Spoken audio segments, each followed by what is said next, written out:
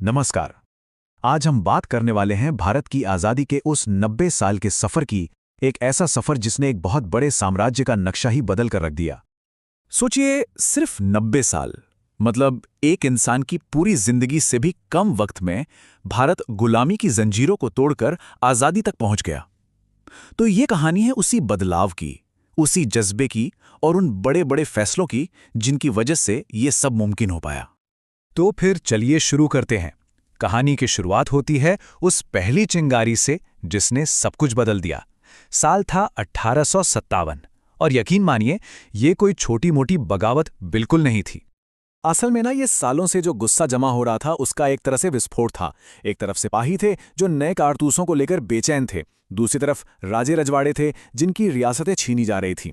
तो ये सिर्फ एक सैनिक विद्रोह नहीं था, बल्कि अंग्रेजी हुकूमत के खिलाफ पहला बड़ा ऑर्गेनाइज्ड हथियारबंद संघर्ष था। और इस विद्रोह का जो नतीजा निकला वो बहुत बड़ा था। हाँ, ये सच है कि इसे बेरहमी से कुचल दिया गया, पर इसने ईस्ट इंडिया कंपनी के राज को हमेशा के लिए खत्म कर दिया। अब भारत किसी कंपनी की प्रॉपर्टी नहीं था, बल्कि सीधे ब्रिटिश क्राउन यानी महारानी के अंडर एक कॉलोनी बन गया था। मतलब अब पकड़ और भी ज्यादा मजबूत हो गई थी। देखिए, 1857 की हार से एक बात तो एकदम साफ हो गई थी। वो ये कि सिर्फ हथियारों के दम पर यह लड़ाई नहीं जीती जा सकती। अब जरूरत थी एक नई सोच की, एक नए प्लेटफॉर्म की। और इसी सोच का नतीजा था 1885 में बनी इंडियन नेशनल कांग्रेस। ये सिर्फ एक पॉलिटिकल पार्टी नहीं थी, ये पहली बार था जब पूरे भारत के पढ़े लिखे लोग एक साथ एक मंच पर आकर अपनी बात रखने की कोशिश कर रहे थे। ये इंडियन नेशनलिज्म के सफर में एक बहुत बड़ा, मतलब बहुत ही बड़ा मील का पत्थर साबित हुआ। चलिए अब थोड़ा आगे बढ़ते हैं 20वीं सदी में। अब तक जो लड़ाई सिर्फ अर्जियों और भाषणों तक सीमित थी, वो अब सड़कों पर उतरने वाली थी।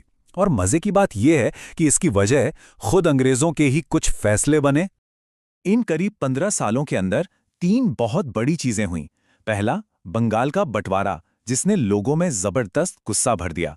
दूसरा, महात्मा गांधी की भारत वापसी, जो अपने साथ एक बिल्कुल नया आइडिया लेकर आए। और तीसरा, जलियांवाला बाग का वो भयानक हत्याकांड, जिसने अंग्रेजी हुकूमत का असली क्रूर चेहरा सबके सामने ला दिया।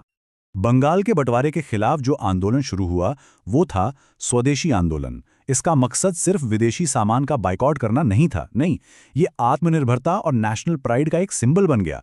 लोगों को पहली बार ये एहसास हुआ कि उनकी रोज की आदतें, कि वो क्या खरीदते हैं, क्या पहनते हैं, ये भी आज़ादी की लड़ाई में एक हथियार हो सकता है। और फिर सीन में एंट्री होती है महात्मा गांधी की।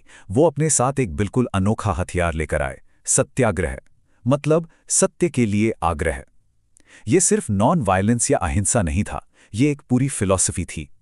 आइडिया ये था कि दुश्मन को शारीरिक ताकत से नहीं, बल्कि अपने नैतिक बल से, उसकी अंतरात्मा को झकझोरकर हराया जा सकता है।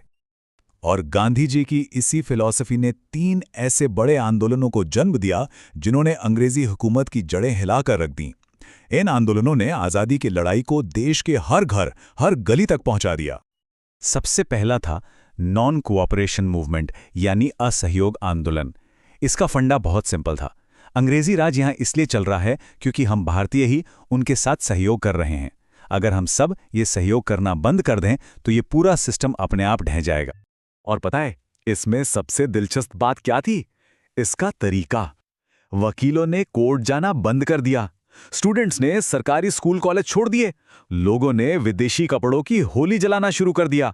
ये एक तरह से अंग्रेजी सत्ता के हर पिलर पर एक शांत मगर बहुत सीधी और गहरी चोट थी।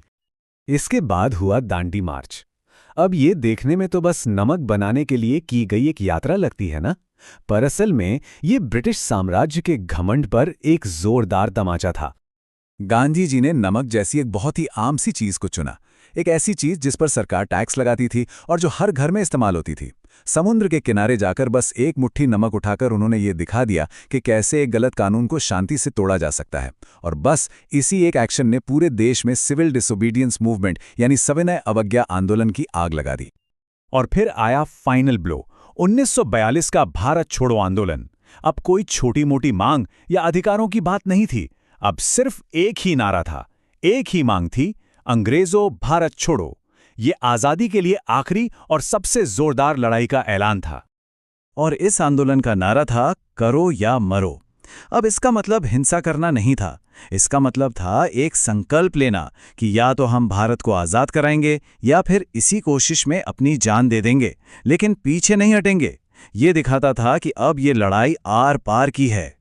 तो दशकों का संघर्ष, इतने सारे आंदोलन और अनगिनत कुर्बानियों के बाद ब्रिटिश राज का सूरज आखिरकार डूबने को था। हाँ, 1935 के एक्ट से भारतीयों को प्रांतीय सरकारों में कुछ अधिकार तो मिले थे, लेकिन अब मंजिल छोटी मोटी रियायतें नहीं थीं। अब मंजिल थी पूर्ण स्वराज, और वो मंजिल आखिरकार 1947 में हासिल हुई।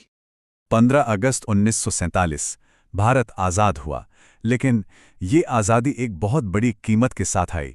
देश का बंटवारा हो गया। ये एक ही पल में जीत और बहुत गहरे दुख का मौका था। एक ऐसी सुबह थी जिसका सूरज तो उगा, लेकिन साथ में लाखों लोगों के उजाड़ने का दर्द भी लेकर आया। और यहीं पर आकर एक बहुत ज़रूरी सवाल खड़ा होता है। आज़ादी तो मिल गई, पर बंटवारे के गहरे जख्मों के साथ। तो इस 90 साल के लंबे और अनोखे संघर्ष की असली विरासत क्या है? सिर्फ जीत का जश्न, या फिर विभाजन का वो दर्द जो आज भी महसूस होता है?